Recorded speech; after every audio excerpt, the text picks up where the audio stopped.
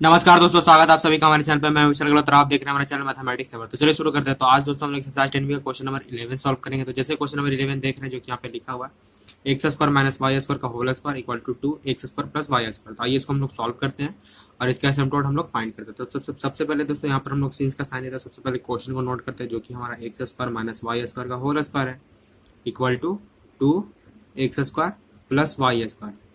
तो इसको बेसिकली आप इसको ए मान लीजिए, इसको बी मान लीजिए, तो ए माइनस बी का होल स्क्वायर में ब्रेक हो जाएगा और इसको मल्टीप्लाई करके RHS में लाएगा। तो फाइनली इक्वेशन हमारा कैसा बनेगा दोस्तों? तो वो कुछ इस फॉर्म में दिखेगा, x⁴ minus 2x² Y square plus y⁴ और इसको अंदर लाएगा तो -2x² minus 2y square equal to 0। तो ये हो गया हमारा इक्वेशन। मतलब इस फॉर्म में इसको सिंप्लीफाई करने के बाद ये टर्म आया। अब इसमें हम लोग करते हैं हाईएस्ट डिग्री की फाइंड, मतलब कि तो कर्व का बेसिकली हाईएस्ट डिग्री कितना है? तो 4 है।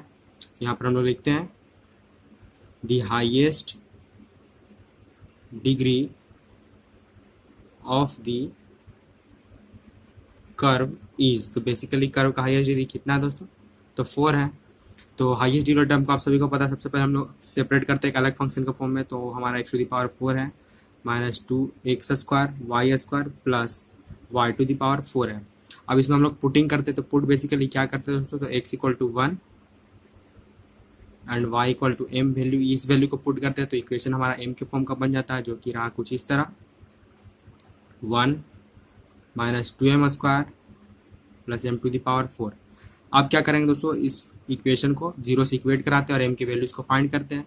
तो डायरेक्टली हम लोग लिखते हैं क्या? 5/4m इक्वल टू 0 और ये हमारा लिखते हैं m⁴। इसी टर्म को थोड़ा सा पॉजिटिव को आगे रखते हुए 2m² प्लस 1 इक्वल टू 0। तो इसको तो कुछ अलग नहीं कर सकते। तो बेसिकली यहाँ पर क्या करेंगे? तो क्लास 9 वाला ठीक उसी तरह मेथड का यूज करेंगे जिसमें यहाँ पर m की कुछ वैल्यूज को हम लोग LHS में पुट करेंगे जो RHS के बराबर करेगा। तो यहाँ पर m इक्वल टू अगर हम लोग हम लोग -1 पुट कर दे तो LHS जो हमारा क्या हो जाएगा? RHS के बराबर। मतलब यहाँ देखिए, यहाँ तो पॉजिटिव 1 रहेगा लेकिन यहाँ पर क्या हो जाएगा दोस्तों? यहाँ पर -2 रहेगा। तो +1 + 1 + 2 और यहाँ -2 कैंसिल हो गया 0। अब क्या करेंगे? तो इसी तरह इसको आप क्या कर सकते हैं? m+1 इक्वल टू 0 कर सकते हैं। मतलब इस m+1 से करेंगे इस टर्म को डिवाइड। सो डायरेक्टली आप लिख सकते हैं क्या? m⁴ माइनस 2m² प्लस 1 और m+1 से करते हैं इसको डिवाइड। तो डिवाइड करने के बाद देखिए क्या आता है हमारा। तो आप में चेक कर सकते हैं। तो डिवाइड करने के बाद आपको आएगा m³ minus m² minus m+1 और यहाँ तो m+1 पहले से था इक्वल टू 0। अब यहाँ से कुछ कॉमन वगैरह लीजिएगा। तो कॉमन जैसे आप लेते हैं तो यहाँ पर क्या आएगा दोस्तों? m² कॉमन ले सकते हैं आप। तो अंदर में m-1 यहाँ बच जाता है और यहाँ -1 कॉमन लीजिएगा तो यहाँ भी m-1 आ जाएगा। ये एक अलग फंक्शन, मतलब एक अलग ग्रुप में, और m+1 ये एक हो गया अलग ग्रुप में। तो यहाँ से कुछ कॉमन ले सकते हैं दोस्तों। तो कॉमन बेसिकली m² -1 को एक साइड, m-1 को एक साइड, m+1 को एक तरफ। फिर यहाँ पर देखिए a² माइनस b² के फॉर्म में कन्वर्ट कर सकते हैं। तो फिर से क्या आ जाएगा? m+1 m-1 फिर से m-1 m+1 इक्वल टू 0। तो यहाँ पर देखिए कि 4 वैल्यू आए लेकिन उनमें से 2 वैल्यू सेम है, m-1 m-1 और m+1 और m+1। तो इनमें से किसी 2 वैल्यूज को यहाँ आप लीजिएगा। तो अब देखिए यहाँ पर डायरेक्टली सिर्फ हम लोग यहाँ पर 2 वैल्यूज को लिखते हैं जो कि है पहला m+1 और दूसरा m+1 इक्वल टू 0। तो डायरेक्टली यहाँ पर m इक्वल टू, मतलब पहला वैल्यू जो निकलेगा +1 और दूसरा वैल्यू जो होगा m2 वो -1। तो यही 2 वैल्यू हम लोगों ने किया फाइंड।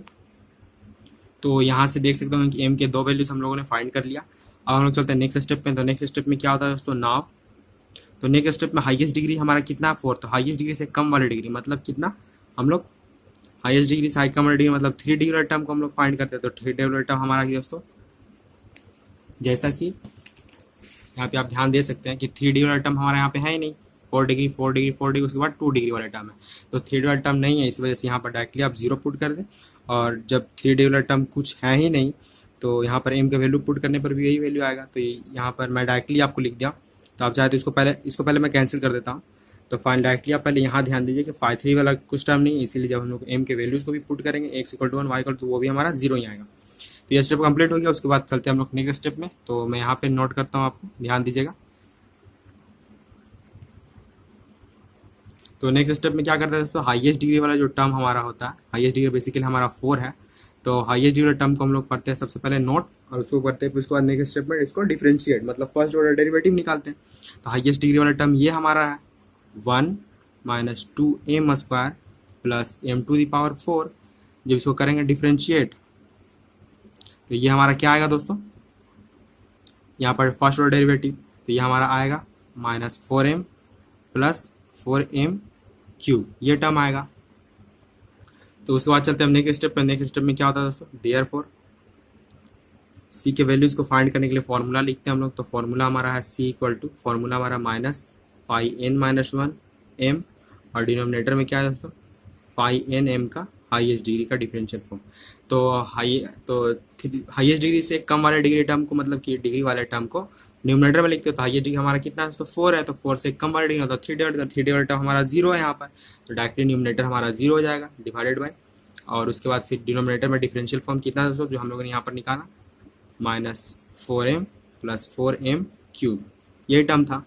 अब यहाँ से क्या करेंगे दोस्तों, यहाँ से करेंगे हम लोग, मतलब डायरेक्टली अब डिवाइड मत दीजिएगा ताकि सी का वैल्यू 0 हो जाए, क्योंकि यहाँ पर हम लोगों ने m के वैल्यूज हम लोग को फाइंड किए जो कि +1 है, एक -1 है।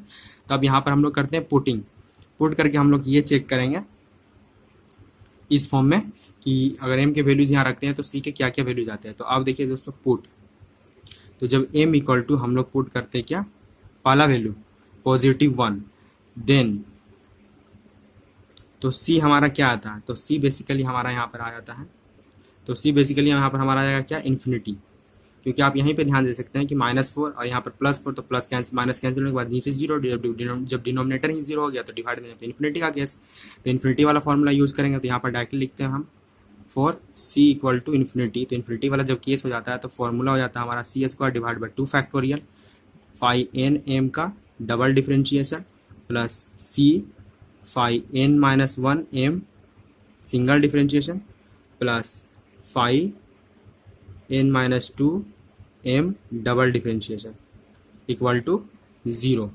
तो ये हो जाता है हमारा फॉर्मूला इन्फिनिटी के लिए, इन्फिनिटी वाले केस में हम लोग करते हैं इसी फॉर्मूले को यूज़। तो उसके बाद हमारा नेक्स्ट स्टेप में क्या होता है दोस्तों कि c² को c² 2 का फैक्टोरियल 2 ही होता है, तो हाईएस्ट डिग्री का डबल डिफरेंशिएशन, तो हाईएस्ट डिग्री हमारा ये है तो इसका सिंगल डिफरेंशिएशन, तो एक बार और डिफरेंशिएट करते हैं। तो जब एक बार और हम लोग इसको डिफरेंशिएट करते हैं तो यहाँ डबल साइन का मतलब है डबल डिफरेंशिएशन, तो यहाँ पर -4 प्लस 12m² हो जाएगा। तो जब यहाँ पे वैल्यू पुट करेंगे -4 प्लस 12m², और उसके बाद फिर क्या आ जाएगा दोस्तों प्लस c हाईएस्ट डिग्री, मतलब हाईएस्ट डिग्री से कम वाले डिग्री वाले टर्म को सिंगल डिफरेंशिएशन, तो वो तो हमारा 0 है, तो 0 का डिफरेंशिएशन 0, मतलब ये टर्म टोटल खत्म, बीच में फिर प्लस का साइन। तो हाईएस्ट डिग्री से 2 डिग्री कम वाले टर्म का, मतलब यहाँ डिफरेंशिएशन नहीं होगा, हाईएस्ट डिग्री से दो कम वाले टर्म को हम लोग, मतलब डिग्री वाले टर्म को लिखते हैं। तो हाईएस्ट डिग्री हमारा 4 है, तो 4 से 2 डिग्री कम वाले डिग्री, तो 4 में से 2 घटेगा तो 2, तो 2 डिग्री वाला टर्म हमारा कौन कौन सा दोस्तों, तो -2x² है, -2y² है। तो यहाँ पर x = 1 और y = m, इसमें जब पुट करके लिखिएगा तो -2m² आएगा इक्वल टू 0। आप यहाँ पे ध्यान दे सकते होंगे। अब इसको थोड़ा सा सिंप्लीफाई कीजिएगा तो आप यहाँ पर डायरेक्टली क्या आएगा c², फिर यहाँ पर आएगा -2 plus 6m² plus -2m² equal to 0। अब यहाँ पे क्या करेंगे दोस्तों कि इस पर हम लोग पुट करेंगे m की वैल्यूज़ को। तो जब m का वैल्यू हमारा जो कि क्या है दोस्तों, यहाँ पे मैं लिखता हूँ पुट m1 इक्वल टू, तो किस वैल्यू को पुट करने पर c इन्फिनिटी आया था, तो +1 को, तो यहाँ पर +1 को c सिमिलरली इसी तरह पुट करेंगे। तो यहाँ पर c के 2 वैल्यूज आएंगे, कौन कौन से, +-1। तो पहला वैल्यू जो आएगा c का वो क्या आएगा दोस्तों, यहाँ पर मैं लिखता हूँ c1 जो आएगा +1 आएगा, एंड जो दूसरा वैल्यू आएगा c2 वो क्या आएगा दोस्तों, -1 आएगा।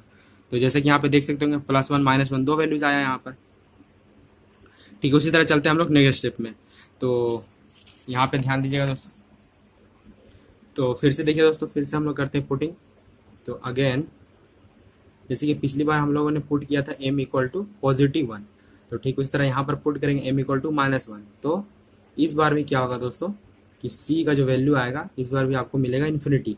तो सेम टू सेम सारे कंडीशन सेम टू सेम वही रहेंगे जैसा कि आप यहाँ पे देख सकते होंगे। तो इन्फिनिटी का केस आएगा, फिर इसी फॉर्मूला को यूज़ कीजिएगा कि सिर्फ +1 है यहाँ पर, तो यहाँ पर क्या हो जाएगा दोस्तों, सिर्फ मतलब कि यहाँ पर +1 था तो इसके प्लेस में हम लोगों ने -1 लिया, तो यहाँ पर -1 का स्क्वायर कीजिएगा, यहाँ भी स्क्वायर कीजिएगा तो वैल्यू सारे वही आएंगे, मतलब c का वैल्यू भी इस बार भी कितना आएगा दोस्तों, डायरेक्टली मैं यहाँ पे लिख रहा हूँ सो C2 C1 C2 तो हम लोग दो वैल्यू निकाल लिया, तो C3 भी हमारा यहाँ पर +1 आएगा एंड C4 ये भी क्या आएगा दोस्तों, -1। तो आप कंफ्यूज मत होइएगा क्योंकि मैंने इतने स्टेप को काट दिया। जैसे कि यहाँ पे आप देख रहे हैं कि C इन्फिनिटी होने के बाद यहाँ से लेकर के इतनी दूर तक के स्टेप को मैंने कर दिया यहाँ से कैंसिल, मतलब काट दिया डायरेक्टली, शॉर्ट में डायरेक्टली यहाँ पर लिख दिया, क्योंकि सेम टू सेम फिर से यही स्टेप मतलब आप रिपीट कीजिएगा तो C का यहाँ पर दो वैल्यू आएगा, जो जैसे कि C1 और C2 आया, तो उसी तरह डायरेक्टली मैंने यहाँ पर सिर्फ C3 C4 कर दिया। तो चूंकि आपको समझ में आ जाएगा इसी वजह से मैंने आपको बता भी दिया।